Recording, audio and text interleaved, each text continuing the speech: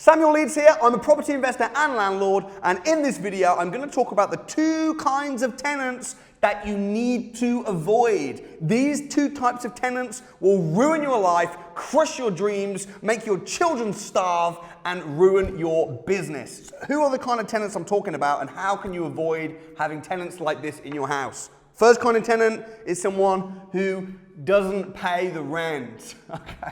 Kind of obvious, right? Someone who doesn't pay the rent, they either continually pay it late or they just don't pay it at all. Terrible kind of tenants. I'm going to talk about how to avoid those tenants, the red flags that come up so you know they ain't going to pay their rent, and also if you do have a bad tenant that's not paying rent, how to evict them properly as well. Second thing is, these kind of tenants are worse than the tenants that don't pay rent. These are the tenants who trash your property. You do not want those kind of tenants.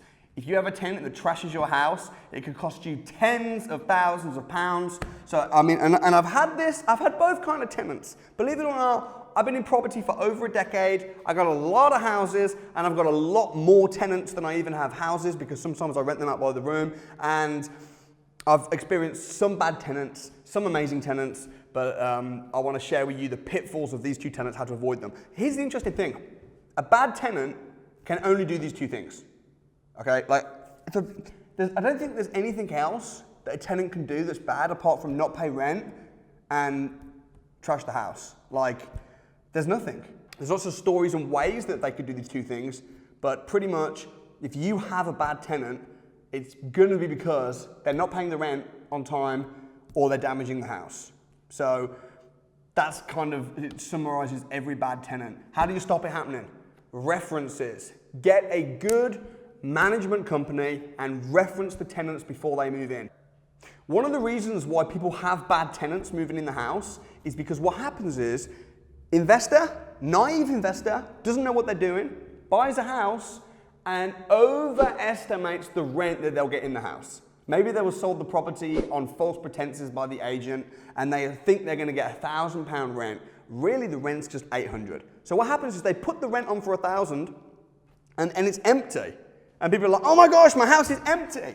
And because they're stressed because it's empty, rather than just reducing the rent to the proper rent and doing their due diligence properly in the first place, what they do is they just sit there holding out, worried, and then a bad tenant comes along and says, I'll move in tomorrow and I'll pay cash. And then the investor is like, oh, go on then. And lets the tenant move in despite actually there being a high risk tenant. That always ends badly. I've been there. So that's kind of the danger, the slippery slope. But how do you know if they're not going to pay rent? How do you know if they're going to trash the property? Let's talk about not paying rent to start with.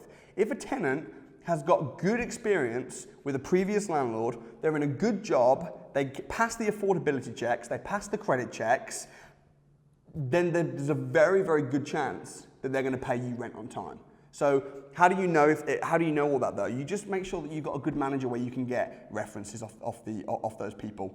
And usually the letting agent will tell you if they're a high risk tenant. And it's amazing how many landlords just say, oh, it's okay, move them in because they're going to move in next week and I just need a tenant. So just anything will rent out as long as it's at the right price. Do your due diligence, figure out what the right price is, advertise it at the right price, hold out for a good tenant. How do you make sure they're not going to trash the property? Number one, get a previous landlord reference. Now, when I say previous landlord reference, what normally property management companies do is they don't get a previous landlord reference. They call it a previous landlord reference, but they get a current landlord reference, because if you think about it, the house that they're in currently, that's not previous, that's current.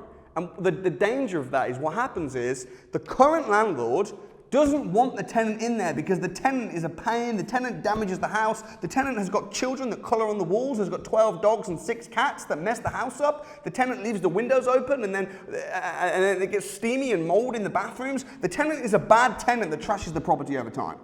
But the current landlord wants the tenant to go.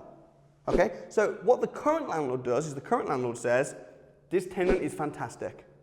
Glowing reference. Why? Because they just want them out of the house. So what you need to do is you need to go back to the previous landlord because they've got no agenda and say, how was this tenant? And then you'll get the true answer. Another thing you need to do is you need to get a deposit. Make sure it's registered, but get a deposit. That way, if the tenant does damage the property, they'll pay. At least they'll pay up to the deposit amount. Another thing you need to do is you need to get an inventory. So when the tenant moves in, get a breakdown of everything in the house, a checklist, and if there's anything that's damaged or not in brilliant repair, write it down on the inventory, take pictures. This is all stuff that the property management company will be able to do. Another thing that you can do to make sure they don't trash the property is do regular inspections. So when the tenant moves in, 3 months after the tenant has been living there, get the management company to go out and do an inspection on the house to check that everything is okay and the house is being looked after.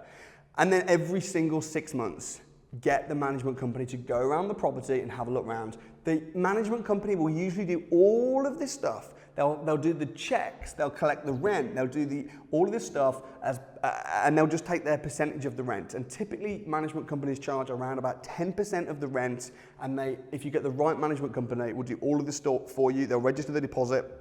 They'll make sure all the legalities are taken care of. They'll make sure that they vet the tenants properly. They'll manage the tenant properly. So this is all the stuff that you need to do to avoid bad tenants. If you have been unfortunate and you've got a really bad tenant, someone who's not paying rent or someone that's damaging the property, my advice would be to get them out. Now listen, tenants do have rights, and I think that's a good thing. If you could just say to a tenant, because they paid the rent a day late, hey, you're leaving in 24 hours, that would be a little bit unfair. You know, I don't know about you, but even I've had times when I've accidentally forgot to make a payment or I've been a little bit late, and that's just life. However, there are things in place which protect you also as the landlord. If a tenant isn't paying rent, if a tenant's damaging the property, as a landlord, you do have a right to put that right, and you do have a right to evict the tenant. So again, a management company should be able to do this for you, but I'm going to leave in the description below the name of a company called evictthem.co.uk. And if you've got any issues with a tenant and you're like, oh my gosh, and you're pulling your hair out and you're struggling and you want to make sure that you give the right notice at the right time and do it properly, I would highly recommend speaking to someone from evictthem.co.uk, and they'll be able to make sure that they can take care of that and help you with it. So as a landlord, the last thing I want you to be doing, or as an investor, is to be dealing with tenants and running around and pulling your hair out. That's why I say, get a good management company in place, make sure that they understand this video and they're doing the right checks and they're doing the right things to prevent against bad tenants.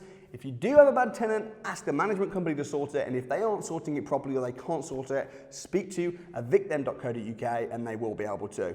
I hope that helps for anyone having bad tenants. If you haven't got any properties yet, make sure you put the right tenant in the property so that it truly is passive income, and when you've got 100 houses one day, you've got a lot of passive income rather than 100 headaches. What happens if the tenants trash the property? Watch this video right here to know exactly what to do if this happens. I'd also suggest, if you want to listen into a story by Gareth, he's one of my students, check this out. He had some problems with tenants. You might want to listen to his journey. Whatever you do though, you've got to spend 2 days at the Property Investors Crash Course. Free tickets on the house, baby. And don't forget to subscribe.